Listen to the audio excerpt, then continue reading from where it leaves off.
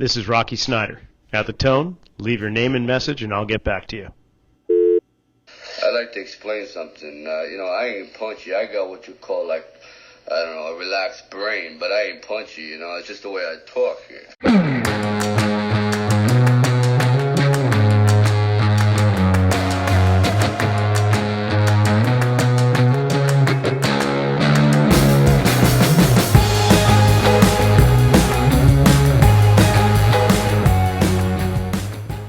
Welcome to another episode of the RockFit Files. I'm Rocky Snyder, and in this whole season, we are exploring the book, The Successful Body.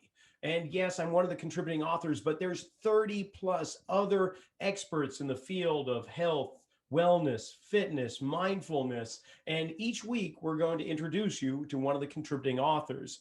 This week, former professional boxer turned personal trainer and a whole lot more, Paul Scianna is with me now. Now, Paul's a native New Jerseyite, I guess you'd say, but moved into the areas of Ohio. And with that, he has something called the Empowering Punch. And we're going to find all about that. So, Paul, welcome to the show. Thanks for having me, Rocky. It's a pleasure to be on with you, especially with the name like that. It's amazing.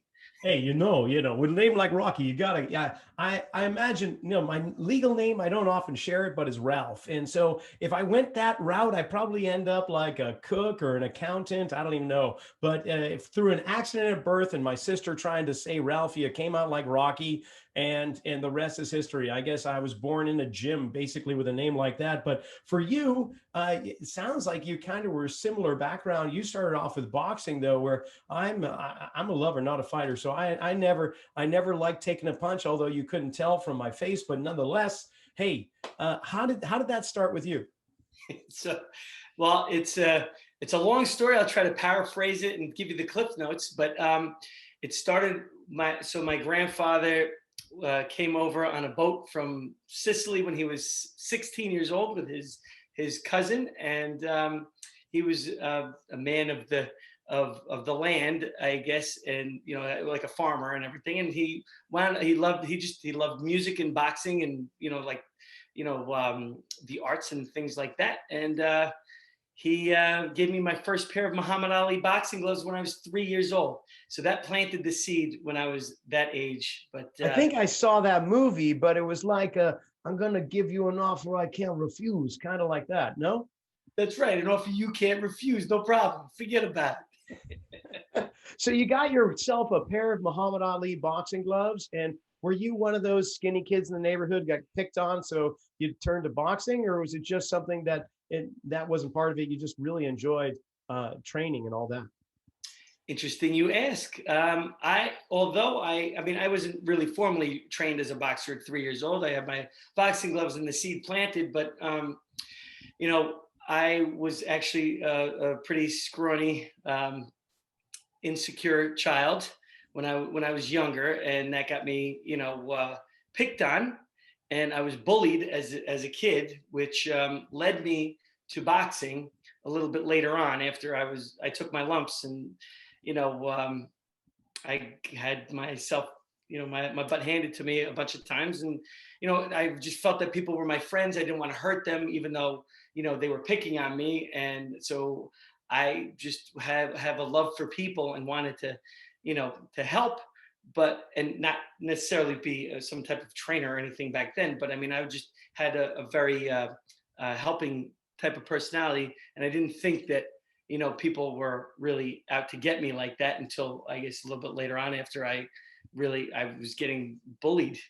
And so I turned that around and went into boxing and started taking care of myself like that. With the confidence came, obviously less of the insecurity, of the outward bound insecurity as a child or as a young man. And the bullying stopped, and that's been my mission ever since, because I've been picked up, I've been beat up, and it really, now in hindsight, looking back at it, it's a great thing, because it brought me to where I am today. So it's it's not a bad thing. It's good. And who knows what I would have done if I didn't have that happen. So There you go. So with that experience of such a transformation, I imagine you want to share that gift with others, and that's where the empowering punch comes in. Can you tell me a little bit more about the empowering punch and what that's all about? when I was finishing up my boxing career, I became a personal trainer. And actually, my first client that I picked up at the gym was a weight loss client a woman, Vicky, was wanting to get into the police academy, but she had 19 pounds to lose in a week. And that was pretty easy for me because I used to have to do that almost every few weeks, every time I fought. So, it was and I had to make sure that she stayed strong for her physical fitness tests. So I couldn't just dry her out and make her weak. You had to pull down the weight and continue to make her strong in it. And so, regardless, in a week, she lost 19 pounds, got in the police academy, was the highest performer in most of the categories of her physical fitness test. And she didn't get necessarily physically stronger working with me for a week. I mean, I wish I had that magic ability, but I guess I do in the mental aspect of it, because it was all mind over matter. Because if you don't matter, and if you have a goal that you need to hit, you have to have your why and go for it, And so we did. I worked with her a couple of times a day and dried her out, but without getting her weak. I made her stronger mentally, and the punches kept getting stronger. And I used boxing for that, mostly with some resistance and weight training. But it was really a testament to her being able to have that fortitude to be able to do that, because she had a goal. She had to she wanted to desperately get on the police force. So What a way to kick off your personal training career. and that started it all. So from there, I mean, success after success, I used the same approach, which is more custom to what I meet people where they're at, and that's what we transferred over into Empowering Punch is, something that's more comprehensive than just going for a workout plan or a diet plan, we don't even use the word diet, we use meal plan. And, we meet people, like I said, where you're at. I mean, we have an hour-long consultation where we dig into what their whys are, what their goals are, why they want to accomplish it, what they've tried. And, most of the time people are really, skeptical in the beginning, because most people that are on a type of weight loss journey, or even looking for physical transformation, typically when it's time to come to somebody, have, some trepidation or some skepticism with different programs, because most people have tried a lot of things. And so that's where we have to break them down, not break the person down, but break down what we do, and get them to bring down their walls and accept or start to trust the process. Yeah, I imagine, because I'm just thinking the boxing approach to fitness is one that you have to find a real fire inside, and a drive and a desire, more so, I think, than just the traditional fitness approach. So my question, Paul, is when a person comes to see you first and they have trepidation, that means they're holding back. They're holding back with that fire and that drive in their belly or in their heart. How long does it take with your approach to really tap into that? Is it like and I know everyone's different, but on average, what do you find? I find it happens pretty quickly, because we meet them where they're at. It's after the initial consultation and initially, hearing what we have to say. If they're in, they're in. And if they're not, sometimes it takes a little bit longer, but, right away, I mean, honestly, most clients will lose anywhere from 3 to 5 pounds with no question, without even working out the first week. And if they do work out, it's even more. But, that's basically average, is about 3 to 5 pounds just from starting. And that's with eating chocolate and ice cream, because like I said, we meet them where they're at. So we put the foods in that they actually enjoy. So because, I mean, in my personal and professional opinion, there's nothing worse than going on a workout program, a diet, and then not seeing massive results as quickly as possible. So we try to, minimize the time, the effort, and maximize the speed to result so that they get results as quickly as possible. So like I was saying, we meet them where they're at. If they don't like oatmeal, they don't eat oatmeal. We give them the foods that I mean, they can't eat everything that they want all the time, but more times than they would think, we allow it so that we're not as I guess stringent or strict on, you have to eat, tuna, rice, and broccoli every meal. Like, it's just not sustainable. I mean, I don't do that. I shouldn't expect them to do that. And we don't have anyone do anything that we haven't done or wouldn't do ourselves. And it's mostly that we haven't, like that and I've tried everything. I hope almost everything, I think.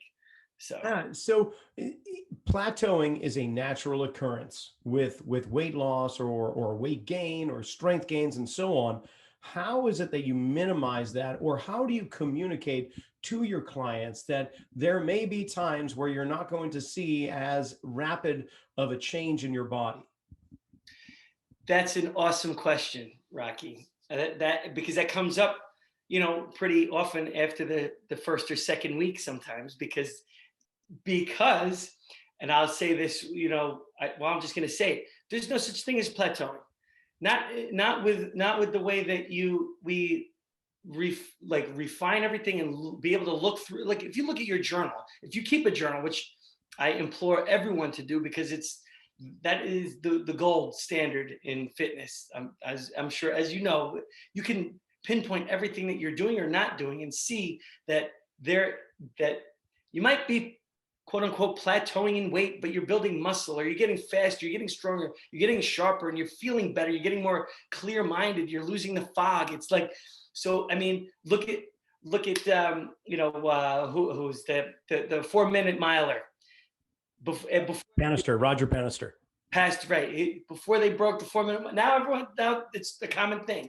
So you just have to have the support behind you to be able to find it. Okay, so what I hear you saying is that plateauing does not necessarily mean stopping or a cessation across the board. If you are seeing no change in this one element, it doesn't mean that everything's put on hold or there's no change occurring. So you are seeing an increase in your mental activity or dedication, devotion. You're seeing a little bit more in your levels of discipline, and you're seeing a little bit more in how you relate to the food in your life. Or you may not be seeing a weight loss from today, but you're seeing an increase in strength. Is that what you're getting at? Yes, there's always an answer if you're tracking it. There's always an answer. And you know what? Maybe you're not losing weight because your steps were a little bit lower than yesterday, or your water or your food timing was off. And you could be eating the same thing, but if you mix up if you have a little bit longer in timing before you go to bed to when you weigh yourself in on the scale, it might give you a false sense of not losing or a weight gain that is not really necessarily there, because it's calories in versus calories out to a point to your last 5 to 10 pounds, Okay. So the bottom line of what I'm getting to hear you say is that bringing awareness is the key here in the form of journaling or any other vehicle, but becoming aware of what you do, how you do it, how often, how much, what you put in yourself, and so on. By bringing some awareness, then you can see the cause and effect. And then the answers of stagnancy become quite apparent, because you're much more aware of yourself every day on a regular basis. Correct. It's just like Buddha says, the answer is within the question. If you look into it and dig deeper, and if you don't know what you're looking at, then you find someone who does, because I'm full of proverbs and quotes, but it's always hard to see the forest from within the trees, as they say. That's why, even for me, I had a team I had a coach, I had a team of trainers, I had a manager, an agent. Like, you have to put the right team behind you and the right people in your corner to be able to get to where you want to go as fast as possible. Like,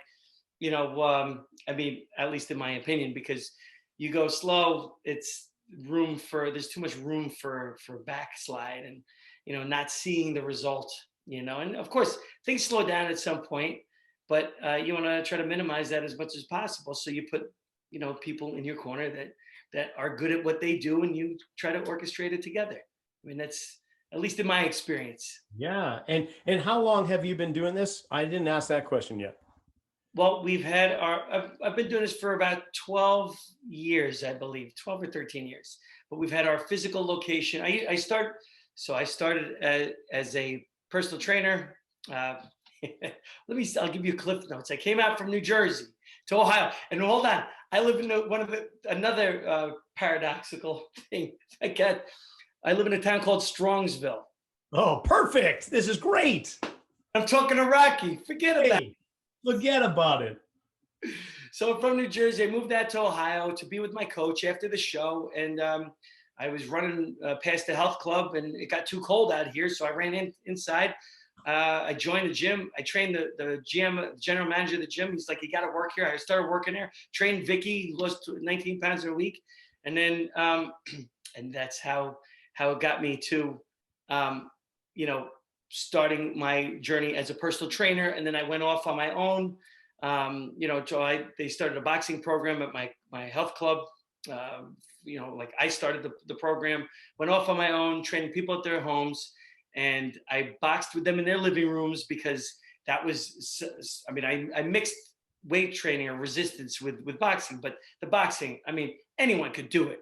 All you have to do is have two hands, and you don't even, I used to train people in wheelchairs. Like I had a whole group of, people that had different ailments that we had in wheelchairs. And it's so empowering. It's why we're called Empowering Punch, that anyone could do it. And you could do it at your pace, at your level, and you're competing against yourself. So there's no outside stimuli saying, well, you didn't hit hard enough, you didn't do good enough. If you're seeing results and making changes, positive changes, then that makes you go even further into it. But that's how it started. And then that's where I met my wife, Danielle, and she was the marketing director for a chain of clubs. And I said, how you doing? And then now we're married, got 2 kids, and I'm out here. So I'm on Ohio. Amazing. Yeah, we're kind of going down parallel paths in that way. Yeah, my wife is the backbone of our operation too, with a couple kids too, and it's just a good life. And I can attest to the healthy path that we're both on brings that about quite well. So let's talk about the successful body. In fact, for the listening audience, what I'd like you to do is go to Instagram, and if you would be so kind as to follow me on Instagram, it's Rocky_Snyder. And anybody this week that Paul's episode is airing, I will select one of the new followers this week, and you will get your very own copy of The Successful Body. So what did you contribute in terms of your chapter? What's the main subject or idea you want to try and carry over or get across to the reader? Well, I've had so many success stories over the years. It was really, most of them were pretty easy to pick for me, actually. A few of them were very, very easy, because I wanted to show that anything is possible if you have the desire to do it. If you have the desire, the will, and your why is strong enough, you can do anything that you want with the right plan. And so, I highlighted a handful of different clients I had. So Vicky was the first one that I told you about. She lost 19 pounds in a week. There was a gentleman named Terrence who came to me at 429 pounds, an ex-football player, amazingly strong, and just really bigger than life persona. And I wound up helping him lose 200 pounds in a year. And while doing that, he never wrestled, but was always a wrestling enthusiast, and was always breaking my chops about how he could beat me at wrestling. I wrestled in college for a little bit. So, so this was like one of our little things.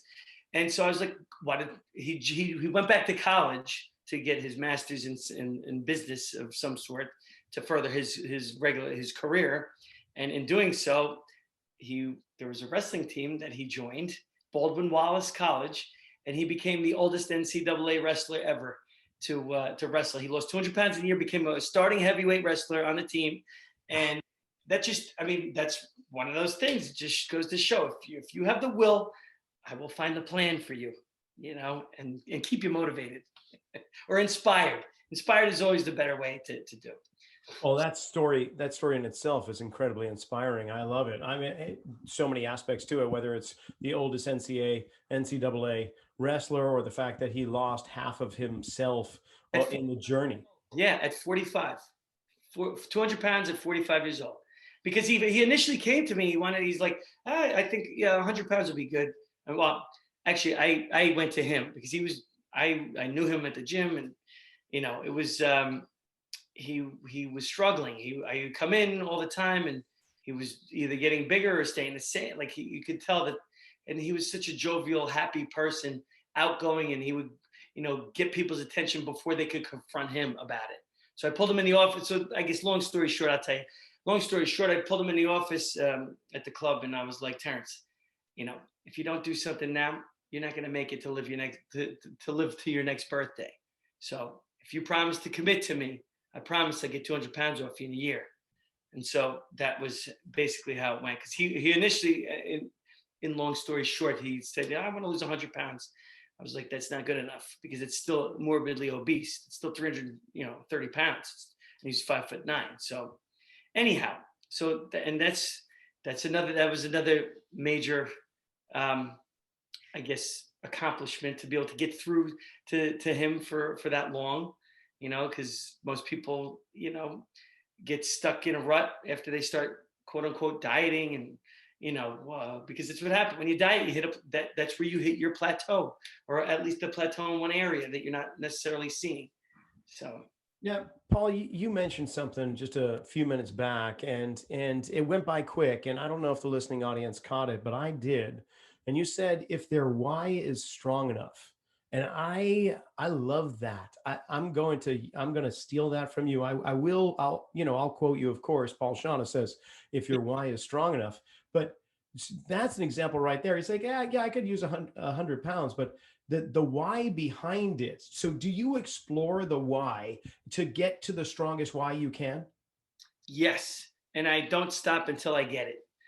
So tell me, give me a couple examples, and share with the listening audience how you get to that point. So, well, first it's just the question of, why do you want to lose this weight? And then it becomes, if it's a more topical answer, like, oh, I just want to feel better, I want to look better, those are not really that strong, because they've been trying to look better for how many months, years, or decades, and it never works. So it's not that, it has to go a little bit deeper. So the question goes again, so, well, why do you want to look better? Why do you want to feel better? And then you have to kind of break it down and keep going into the psyche of it, because honestly, it's training, in my experience and my opinion, is more mind over matter. It's really, and finding the why, obviously, like I'm going to elaborate a little bit more on, finding that way to connect to yourself, to know that this is what you need to do, not want to do, because wants are fleeting. And my favorite quote of all time is, intention without discipline creates delusion. Intention with discipline creates results, and successful ones. And so asking those questions, asking the why again, and what you just have to filter down. And okay, so you want to look good, right? Okay, great. Why do you want to look good? You want to look good, or you want to feel good? Why do you want to feel good? Well, I want to feel good, but you know what? Maybe I want to feel better, because my kid, I want to keep up with my kids. My kids are getting older. They're running around, and they run out. I run out of energy. And okay, great. So now we're getting somewhere. So how long have you been trying to do it for? What has been your obstacles in the way? So you start filtering away and clearing it away. You're gonna be able to pierce right through a little bit quicker, to find the thing that really drives and inspires people. Because like I was saying before, motivation is fleeting. Inspiration can last a lifetime. And so the difference with that is, you yelling at someone like, get your butt off the ground, let's go do more. And that works for some people, but I mean, how long can that work? I mean, you're browbeating people for how long? But what would be really, more inspirational is, hey, you know what, Rocky, I got something that's going to make you faster. I'm going to make you stronger. Would you like to hear about it? How about you try doing something like that? Like it's presentation and delivery also. And so I think that transcends a lot longer than just, yelling at someone or even, pointing out negative features and things that get in their way. I mean, focus on the positive. You're going to have a lot more effect on someone. Okay, all right. I get what you're saying. And the next thought in my head right now is you have a client that achieved the goal they were seeking. And whether it's 200-pound wrestler for the NCAA, oldest student there, or if it's a woman who just blew doors on the police academy after losing 14 pounds in a week and just taken first place in just about every item or event she went on. But okay, they achieved that. Do you search for a new why, or how do you go beyond that? And I think of some movie quote that said, well, after the Olympics, everything seemed easy. But once they get to that pinnacle that you helped them to reach, you guided them up to that summit, how do you establish a new mountain to climb? Another great question, Rocky. That's I get that a lot, because it's like, you might come in thinking that you need to lose even 5, 2, 5, 10, 100 pounds. And it doesn't matter. And this is what I also believe too, is that it doesn't matter what your goal is. If it's to change your body in any form, way, shape, or form, or to lose a pound or 2, it doesn't matter, or 100 pounds. If it's a big deal to you, then it's a big deal. And anyone that says otherwise, you should never listen to them, because only us as the person that is affecting can say 6 months down the road, that wasn't a big deal. What was I getting so upset about? But for the outside person, you can't tell them that. And I wouldn't ever feel like that, because if it's a big deal, it's a big deal to me. We need to fix it so that they can move forward and find new goals to go after they can accomplish. And that's the thing, is that people, when they first come in, usually because of experience, most times is, well, I need to lose 20 pounds. And once they get the 20 off, most times they lose a lot more. Maybe it's not a lot, but it's at least 5, 10, maybe even 15 pounds more. And then once so that's the first goal. They hit their first goal. The better that you get, the more that you want also. Like at first, it's just like, I feel disgusting. I need to get some weight off and look better and everywhere. And then they lose a few pounds or a bunch of pounds. Then they're like, well, I don't like this part. I don't like that. Can you change this? Can we do that? And then it gets more pinpointed down. So they get more critical of themselves, which is, it's actually a good thing. It's not like this is going to be bad, because they're striving we teach them how to strive for more, so that it doesn't end where they thought that their goal was. It actually gets better. And okay, so you lose 50 pounds, 100 pounds. What's next? And maybe it's not weight. And I don't care if it's not weight. Maybe it's performance. Maybe I don't know why someone wants to run a marathon, but good, do it. If you're crazy enough to do that, then awesome, then do that. If it's fitting into pants better, getting ready for, like, maybe you want to get into a bikini now, or maybe you just want to lose some weight to feel better. Now you want to get into a bikini. Or maybe it's not that. Maybe you want to play softball in your softball league and you want to get faster. And so wherever they go to, we meet them. I meet my clients where they are and take it from there and help to steer them into a position that's going to benefit them most, so that they can actually finally see what is possible and beyond, because people can't see it. You can't see it. And that holds true for myself and anyone else. Like, that's why great coaches are so hard to come by. And with a great coach, you could do way more than what you ever thought you could do. It's, like, I've boxed on my own, I trained on my own, and, sometimes I did too much, sometimes not enough, sometimes too little, sometimes not right. And so, my coach, I've been blessed. I've had a couple of really great coaches, and they've helped, pull the reins on me and push me into different directions where it took me to another level. So.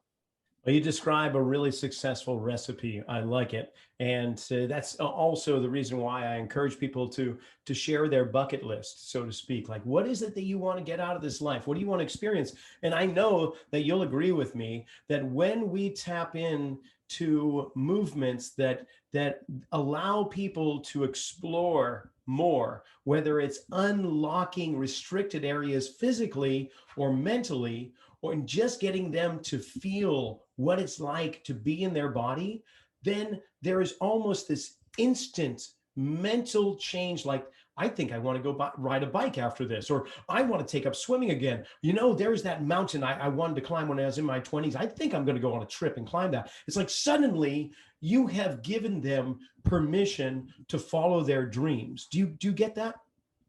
Absolutely. It's, because a lot of the time, with with most clients, because I mean, let's face it, most clients that want to train are typically, well, at least in my experience, are for weight loss. And so most people battling weight for any amount of time, really have usually not gotten to their ultimate goal. And so they've been either told or mentally beaten by themselves or by others that they can't do something. And that's just a word that I don't ever use, is the C word. You can do. You got to be able to, show that you can do something, and it happens a little at a time. But that's also why I try to do it as fast as possible, so they get the momentum, the speed. Speed is king. It always, makes for a good part of the recipe to success. But yes. Yeah, I tell clients all the time, hey, you can say whatever you want in here. You can throw that F-bomb out, but there's one 4-letter word that's never allowed in here. It's the one you just mentioned. That's CANT. That's a mind killer. That shuts down opportunity. Maybe I would go for maybe in a heartbeat over can't, because that offers an opportunity. It doesn't slam the door on something just because of those 4 letters. So I'm really glad to hear that. Now, you mentioned earlier too that some of the people you've trained with boxing and whether weight loss or just conditioning and so on were wheelchair bound. And we have worked with a lot of people with Parkinson's disease. And of course, out of Indiana, there was that program, Rock Steady Boxing. But it doesn't necessarily have to be that program. Your program, for the listening audience, a boxing program, is phenomenal for people living with Parkinson's. Do you have clients like that? I'm sure you've had them in the past. Yes, we've had clients with Parkinson's in the past. We have a multitude of physical and emotional, mental ailments that we work with, because just like with our kids program, we work with a lot of autism and autism spectrum and other anxiety disorders and things. And the boxing, we, without even contact, like, we don't put them together. If they want, they may move around and drill with each other, but it is something for someone to be able to go through, whether it's a child or an adult, someone to be able to get through a boxing workout of what we have to do to prepare to get into the ring, and without getting into the ring, is just a confidence builder alone. Once you learn skill to go with that, so that it's when you know how to protect yourself, and you can walk into a room and feel confident 100% in your ability to defend yourself or protect yourself or to escape whatever you need to do, it brings on a whole new element, an emotion of growth. So my client Dick came to me when he was 70 years old with a heart blockage, and he wound up working out his own medical condition by exercising and boxing. And he went to the doctor, and the doctor said, whatever you're doing, keep doing it. And he told him just that he was boxing, and the doctor was like, oh, wow, okay. And so he had been with me for like over 12 years, and he did his first pull-up at 76 years old. No way. 76 was his first authentic, real, full, no assisted pull-up. Yes, it was awesome. And so he worked with me until he's 84 years old, and he moved. he wound up moving out of town with his son. And so, yeah, I guess, so that's 14 years. Yes. So I've been doing this for a while.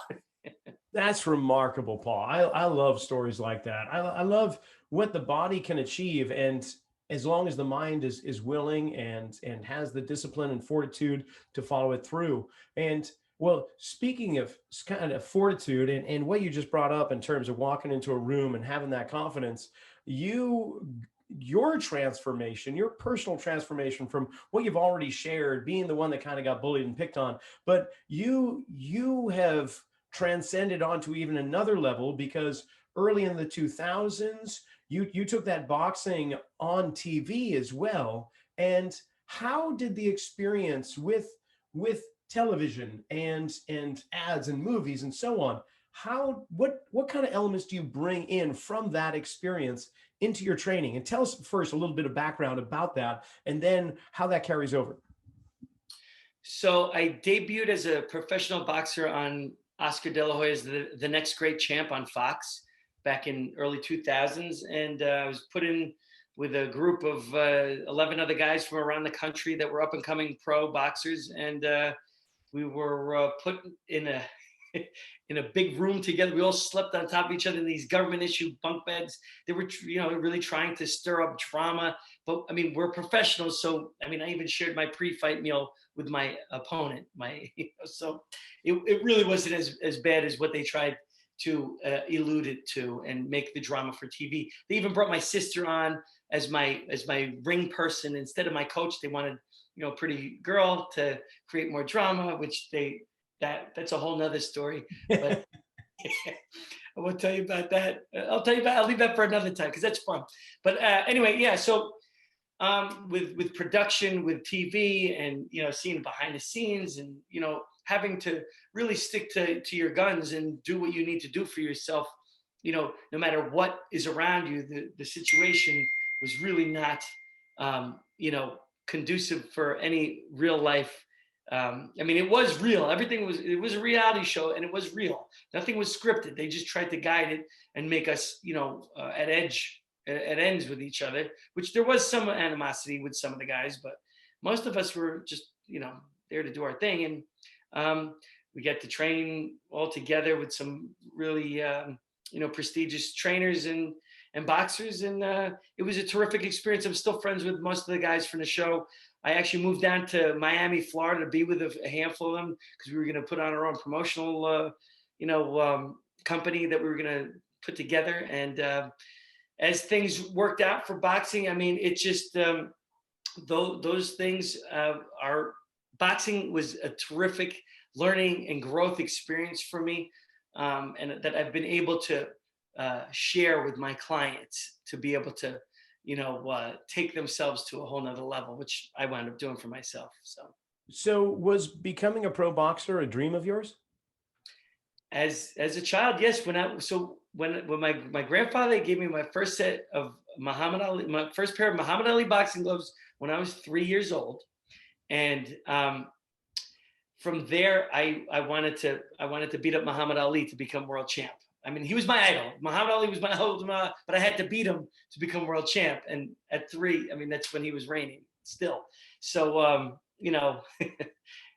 anyway, but that just planted the seed. And then, through the years, I was a skinny kid and, was picked on, bullied. And so I didn't really that was not formal boxing training. I just knew how to do it. And, from getting bullied over the years, I got into boxing, what my passion turned out to be. And you eventually turned pro through the show itself? I did. I turned pro during the show. I had my first pro fight on national TV in front of 5 million people. And how did that go? I lost my first fight. I was yes, that it was a great experience. I didn't perform at the best level that I knew that I could, but you know what? It was a great experience. It was all a learning experience, and I had things that I had to deal with. We had to walk into the ring twice. I mean, it was when you get ready to fight, and they ready to ring the bell to fight. Okay, back to 1. Let's do it again. there was like lots of little intricacies that, you have to be able to mentally get over. And that's what I learned there. And so, All right. So this is kind of I'm leading this into the next question, which is you acquired your dream, but then you turned and went in a different direction.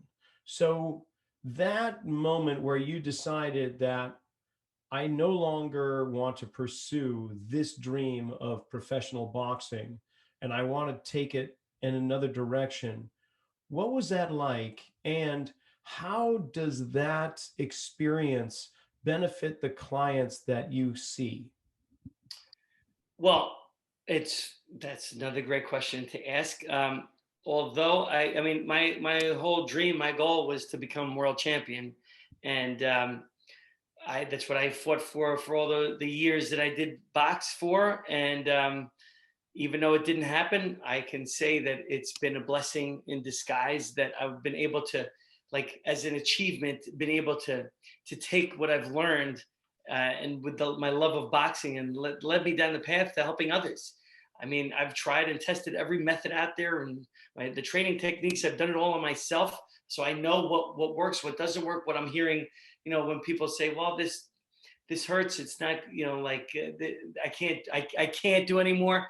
Then I know where they're at, because I've done it. I do it, and so even though I didn't win world champ, and that was a hard pill to swallow towards the end of my career, because I lost my first fight, my last fight, and but I didn't win the war, or I didn't lose the war on what I was going after. So it's turned into being able to help more people, with my experience, and the anti-bullying and the weight loss and being healthy and fit for yourself is just, there's nothing better than that feeling of being able to help someone.